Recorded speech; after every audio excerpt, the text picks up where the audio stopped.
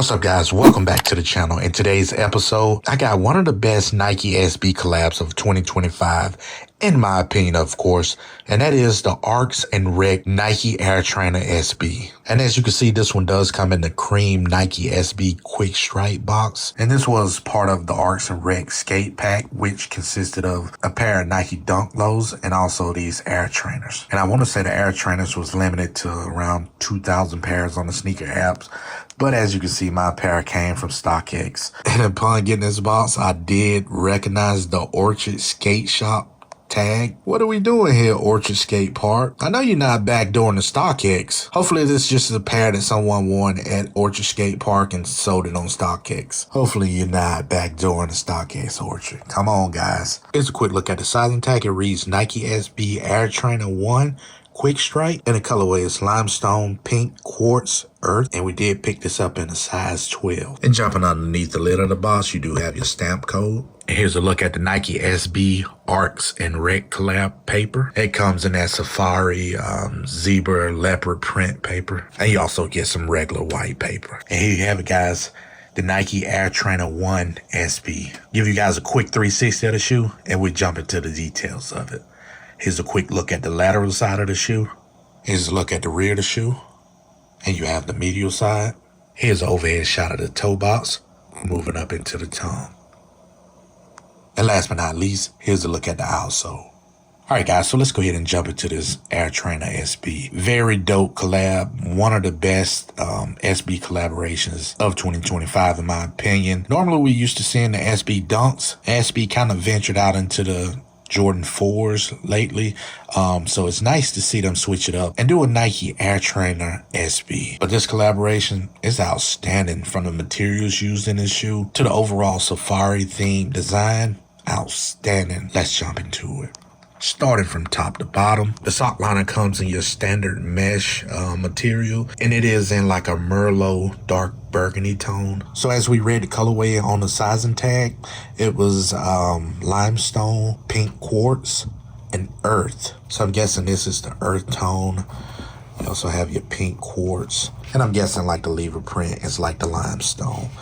So I take this as being the Merlot dark burgundy color. But moving down into the upper ankle collar section, again, you have that earth tone and a very light suede nubuck. And moving down into your side panels, again, you have that dark Merlot burgundy color. That is like a textured suede, almost looks like an elephant print type of suede. I've noticed this material on other Nike Dunk SBs. I think the City of Love, it also has the same color actually, and this textured suede.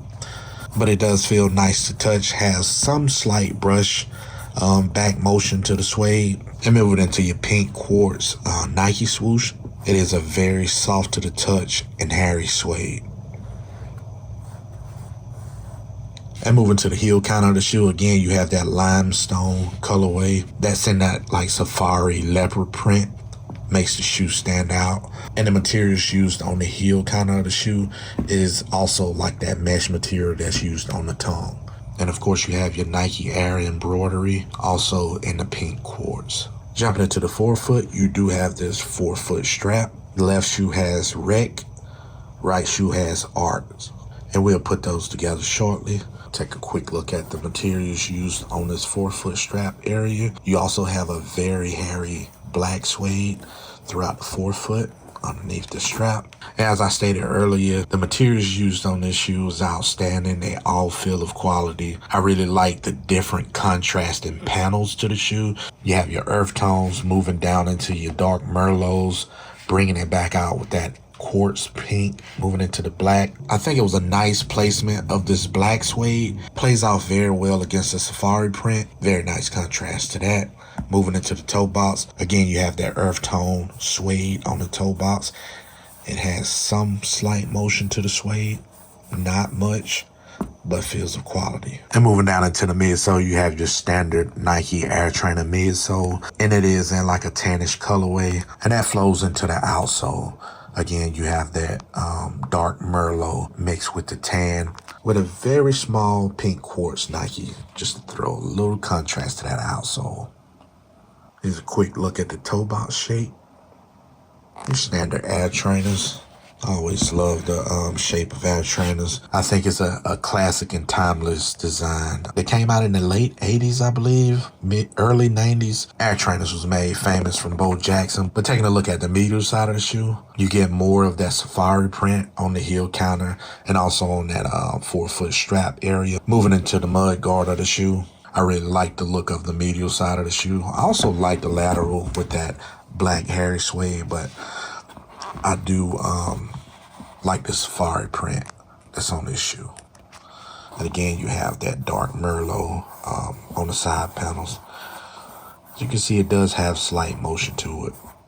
But moving up top, you do have this little pink eyelet section. And the shoes come pre-laced with that dark Merlot laces. They also provide you with 4 extra set of laces. We'll take a look at that in the other shoe.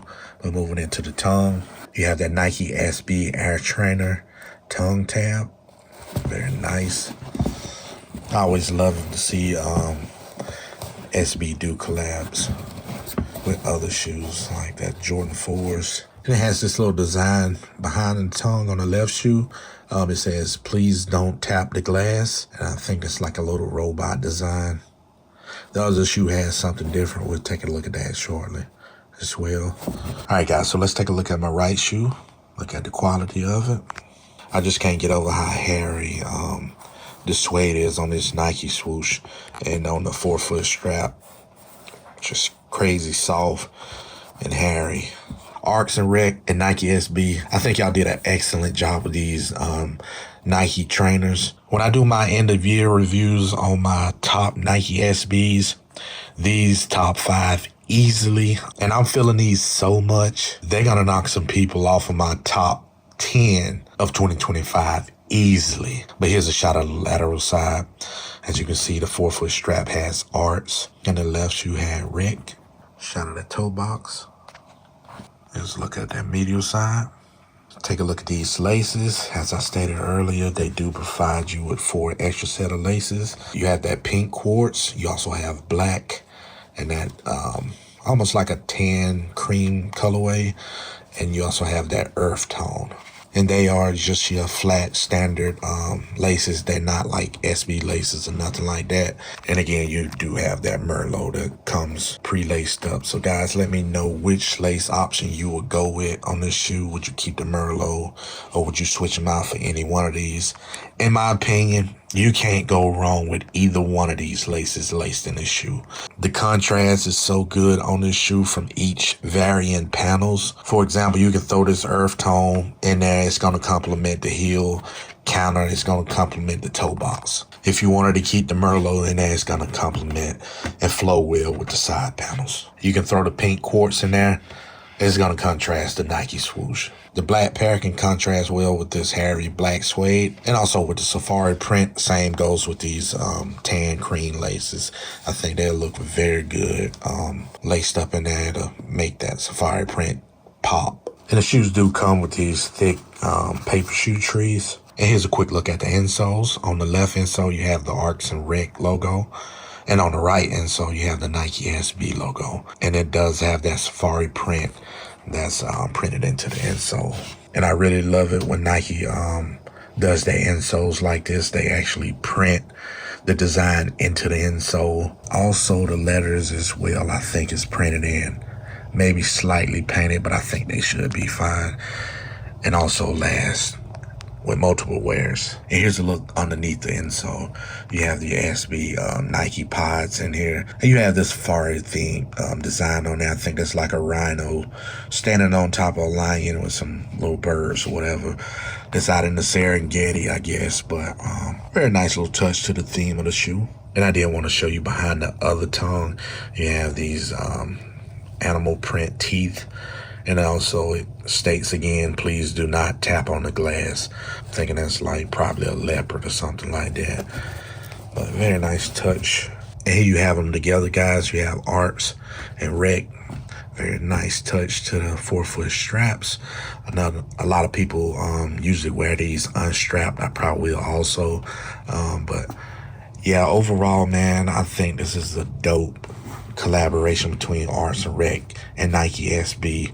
Again, materials are flawless on this shoe. I really like the overall feel of the shoe and the quality feel of it. And as I stated earlier in the video, this was part of like the Safari pack that Arts and Rec collab with. They also have a Nike Dunk Low that's basically in this same theme. And that shoe also is very dope. I might reach back and pick that one up as well, just to complete that set and have them together. I think this trainer was a little bit more limited versus the Dunks, but that wasn't my reasoning for picking this one up first. Upon seeing both of them, this one was speaking to me more than the Dunk Low, so I had to go ahead and grab this one up. Absolutely love it. Let me know how you guys feel about this Air Trainer SB.